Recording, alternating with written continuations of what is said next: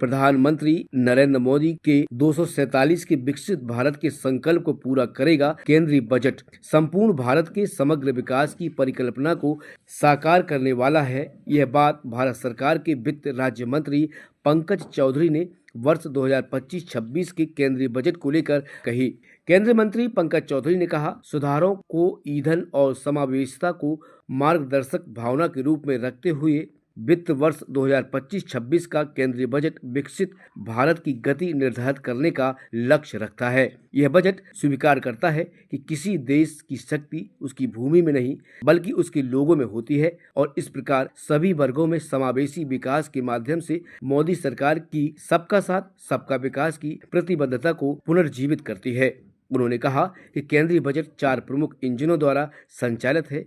ग्रामीण समृद्धि के लिए कृषि उद्यमिता और रोजगार सृजन के लिए MSME, बुनियादी ढांचे और नवाचार के लिए निवेश और वैश्विक प्रतिस्पर्धा और आर्थिक वृद्धि के लिए निर्यात। यह बजट 6 प्रमुख क्षेत्रों पर केंद्रित है, अर्थात कराधान, ऊर्जा क्षेत्र, शहरी विकास, वित्तीय क्षेत्र, नियामक सुधार और खनन।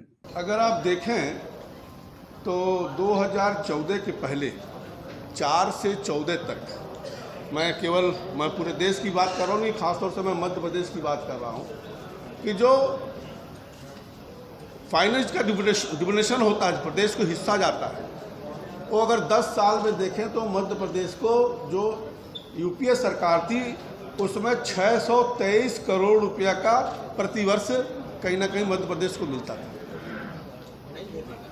और एनडीए के समय जब मोदी जी इस देश के प्रधानमंत्री बने, आज मुझे बताते हुए प्रसन्नता हो रही है कि 23% की बढ़ोतरी, 23 गुना उसमें बढ़ोतरी होकर के 14,745 करोड़ रुपया मध्य प्रदेश को भारत सरकार ने इसमें प्रावधान किया हुआ है।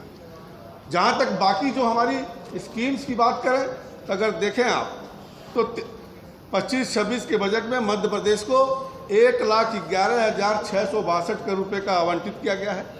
और जहाँ तक मध्य प्रदेश की रेलवे की बात करें, क्योंकि भारत सरकार की योजनाओं के माध्यम से भी स्टेट्स की मदद होती है, अगर रेलवे की बात करें तो 10 वर्षों में लगभग 2500 kilometre rail line Madhya Pradesh में भारत सरकार के रेल मंत्रालय द्वारा बिछाई गई है।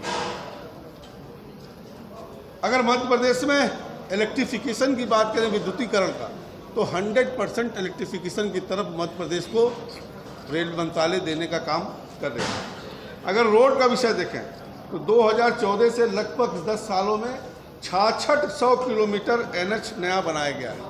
4 एक्सप्रेस वे पे काम चल रहा है।